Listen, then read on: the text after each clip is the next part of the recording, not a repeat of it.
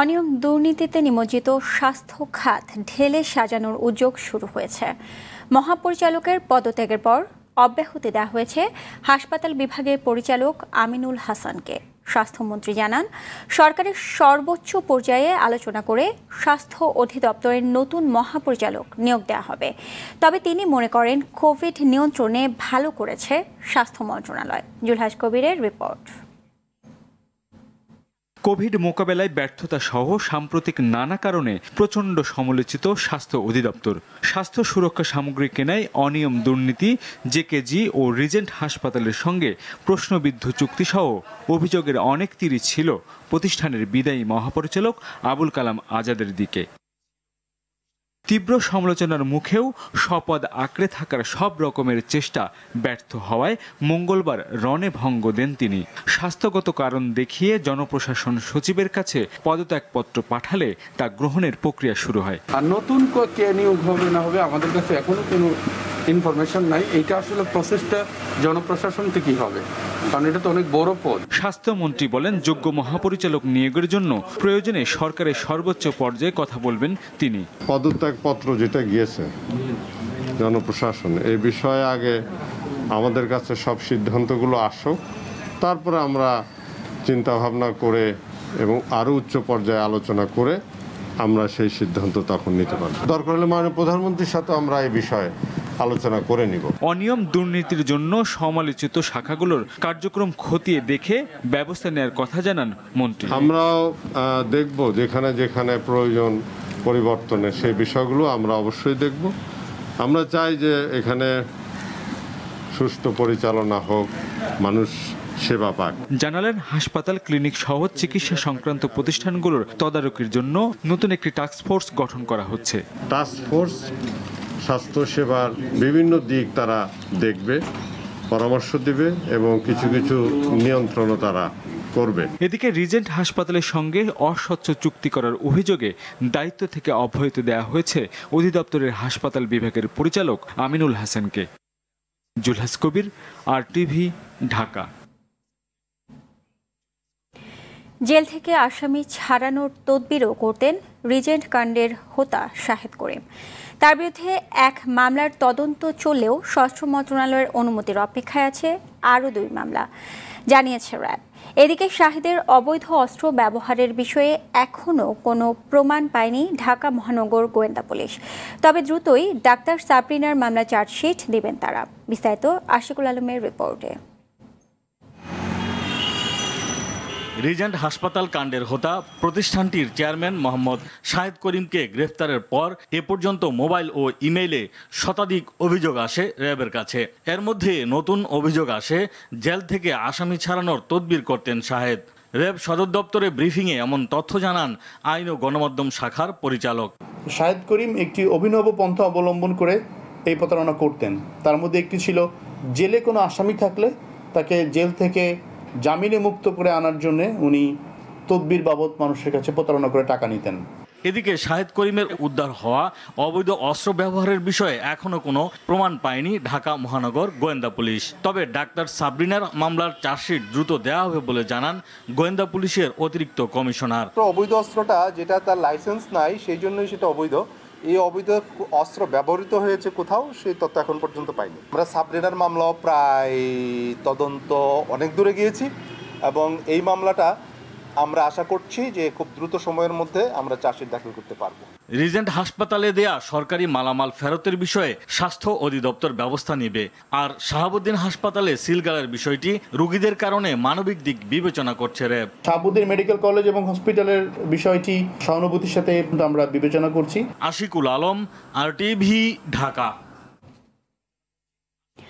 কক্সবাজার চট্টগ্রাম মহাসড়কে চকরিয়ায় লেগুনা ও কাভার্ড ভ্যানের মুখোমুখি সংঘর্ষে লেগুনার 7 যাত্রী নিহত হয়েছে।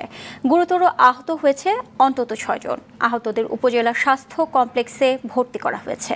সন্ধ্যা 6টার দিকে মহাসড়কের চকরিয়ার উত্তর হারবাং এলাকার বুড়ির দোকান পয়েন্টে 2 গাড়ির মুখোমুখি সংঘর্ষের ঘটনাটি ঘটে। এ সময় গাড়ি দুটি সড়ক থেকে ছিটকে পাশের খাদে পড়ে যায়। নিহতদের মধ্যে লেগুনার চালক সহ 4 জনের মরদেহ শনাক্ত করেছে পুলিশ।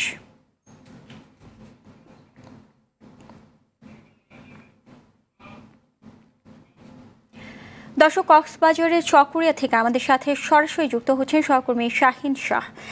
শাহিন, চকরিয়া সড়ক দুর্ঘটনার কারণ কি, পুলিশ ও প্রত্যক্ষদর্শীরা সেখানে কি বলছে, এবং আরো জানাবেন যে নিহত আহতদের ব্যাপারে আপনার কাছে সবশেষ কি তথ্য আছে? সুজনা, ধন্যবাদ। শাহিন শাহ নয়, সাইফুর রহিম শাহিন, আমি কক্সবাজার থেকে বলছি। তো আপনি জানেন আজকে ছকরিয়া কক্সবাজার চট্টগ্রাম মহাসড়কের ছকরিয়া হারবাং এলাকায় যে ভয়াবহ সড়ক দুর্ঘটনা, লেগুন এবং কাভার্ড ভ্যানের মুখোমুখি সংঘর্ষ, সেখানে 7 জন মারা গেছেন।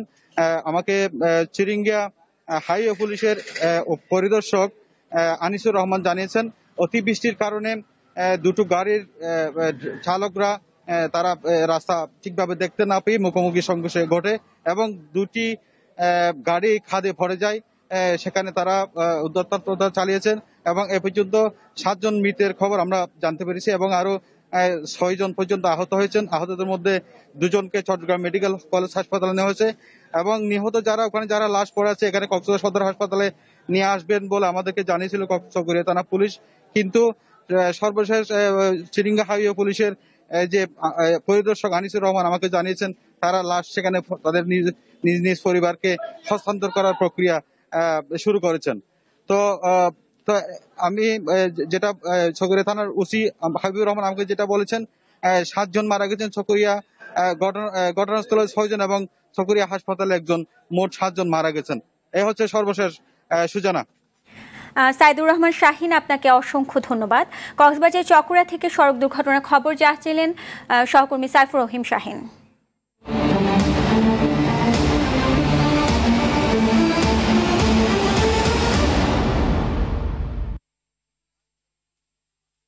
24 ঘন্টার ব্যবধানে দেশে করোনা আক্রান্ত হয়ে মারা গেলেন আরও 42 জন। এর মধ্যে সবচেয়ে বেশি ঢাকা বিভাগের 21 জন। এ নিয়ে মৃতের সংখ্যা দাঁড়ালো 2751 জন। এ সময়ের মধ্যে 12,050টি নমুনা পরীক্ষায় নতুন করে করোনা মিলেছে 2744 জনের। নমুনা পরীক্ষার তুলনায় আক্রান্তের হার 22.77%। দুপুরে স্বাস্থ্য অধিদপ্তরের নিয়মিত বুলেটিনে এসব তথ্য তুলে ধরা হয়।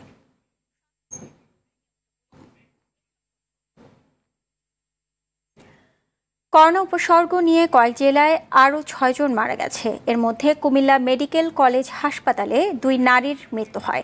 জেলায় নতুন 47 জনের করোনা শনাক্ত হয়েছে। চুয়াডাঙ্গায় করোনা উপসর্গ নিয়ে গৌরচন্দ্র নামে 70 বছরের বৃদ্ধের মৃত্যু হয়। নারায়ণগঞ্জেও 1 জনের মৃত্যু হয়েছে। দিনাজপুরের হিলি ও মানিকগঞ্জে 2 জন মারা গেছে।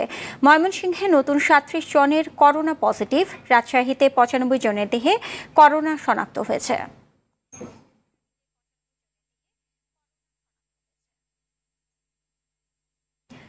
বিদেশ থেকে কোটি টাকার পার্সেল এসেছে।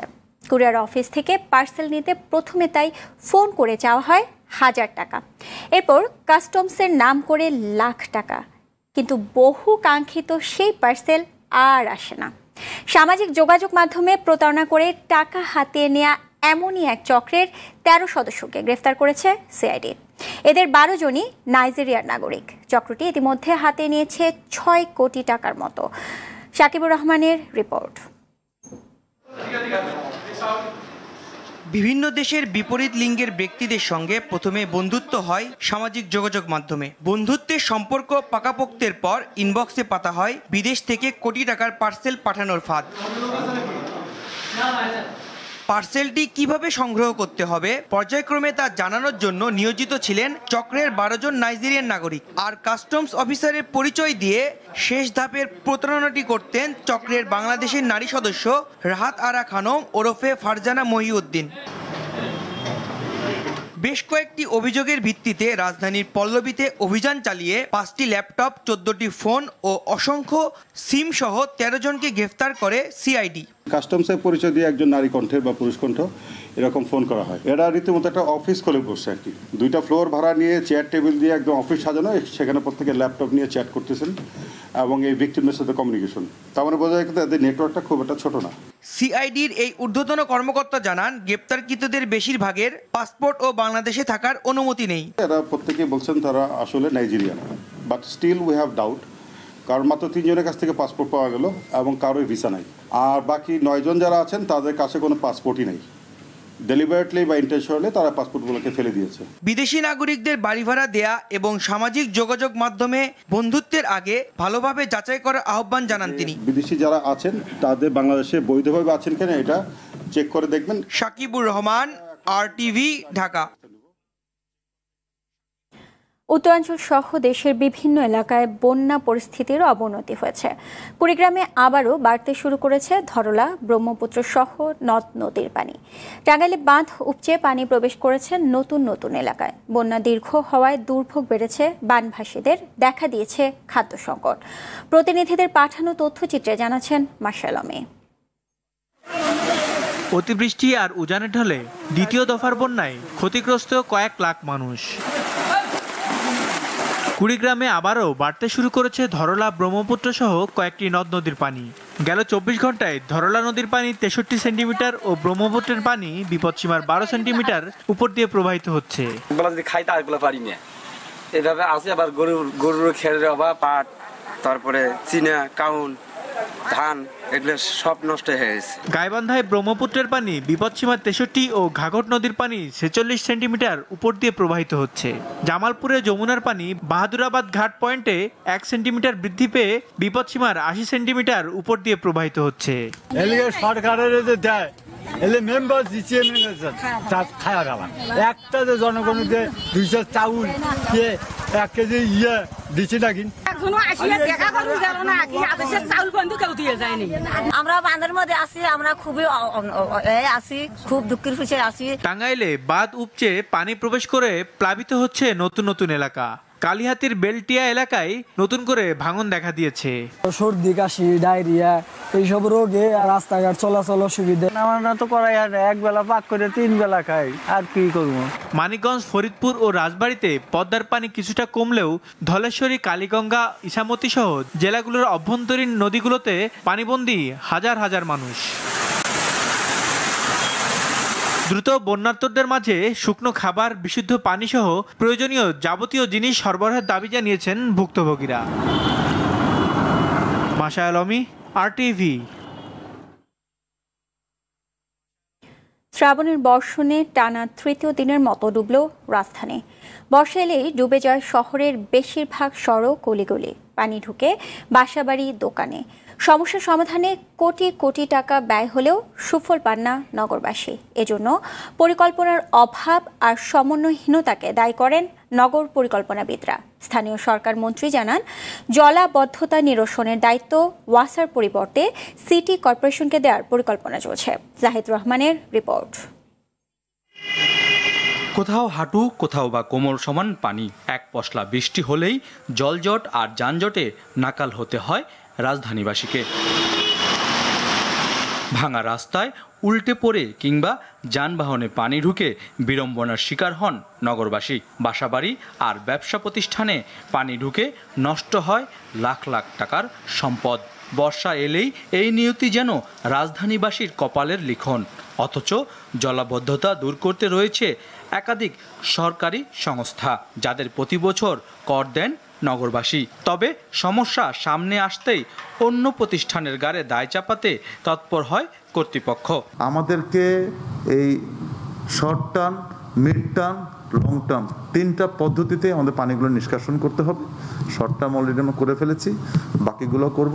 কিন্তু আলটিমেটলি সারফেসে ড্রেনের পানি খালে নিয়ে খাল থেকে নদীতে নিতে হবে এবং এটাকে বাস্তবায়ন কিন্তু আমাদের করতে হবে। জলাবদ্ধতার জন্য দায় এড়িয়ে যাওয়ার সংস্কৃতি অনেকাংশে দায়ী বলে মনে করেন এই নগরবিদ। অনেক প্রকল্প হয়েছে এবং প্রকল্পের নামে অনেক অর্থেরও অপচয় হয়েছে।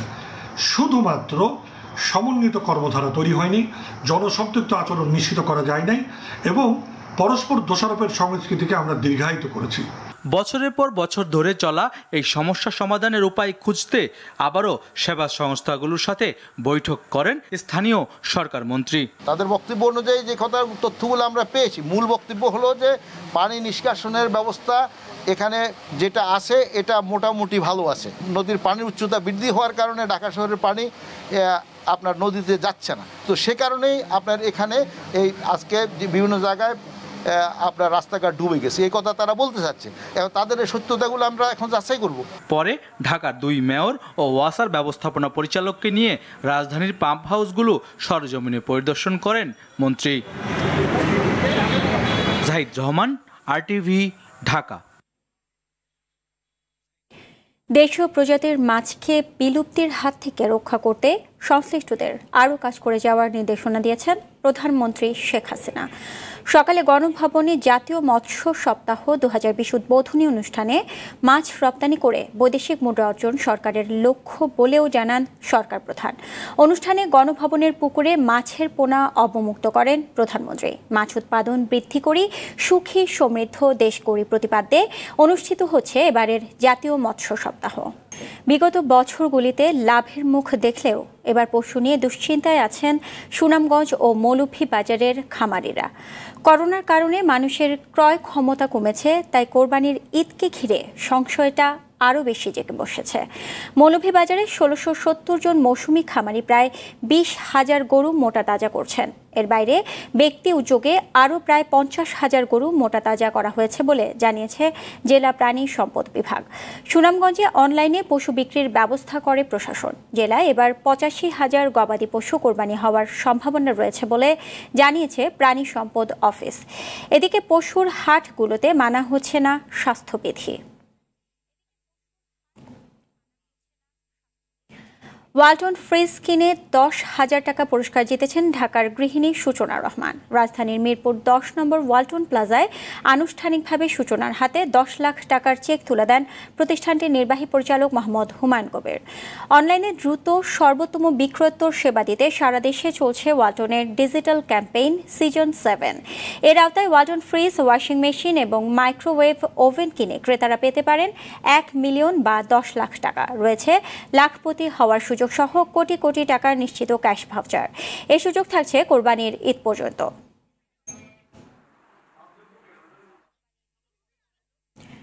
চিরনিদ্রায় শায়িত হলেন RTVর সুনামগঞ্জ স্টাফ রিপোর্টার আবেদ মাহমুদ চৌধুরী। আসর নামাজের পর আরপিন নগর জামে মসজিদ প্রাঙ্গণে জানাজা শেষে আরপিন নগর গোরস্থানে তার দাফন হয়। সুনামগঞ্জ পৌর মেয়র নাদের বখত ছাড়াও স্থানীয় রাজনীতিক, আইনজীবী ও সাংবাদিক সহ সব স্তরের মানুষ এতে অংশ নেয়। সকালে হঠাৎ অসুস্থ হয়ে পড়লে হাসপাতালে নেয়ার পথেই মারা যান আবেদ মাহমুদ। মৃত্যুর আগের দিনও RTVর সংবাদে লাইভে যুক্ত ছিলেন তিনি। মৃত্যু পর্যন্ত তিনি সুনামগঞ্জ প্রেস ক্লাবের সহ সভাপতির দায়িত্ব পালন করেন। তার মৃত্যুতে RTV পরিবার গভীরভাবে শোকাহত। দর্শক, করোনা ভাইরাস নিয়ে আতঙ্কিত হবেন না, সতর্ক হন। নিজে পরিচ্ছন্ন থাকুন, অন্যকে সচেতন করুন।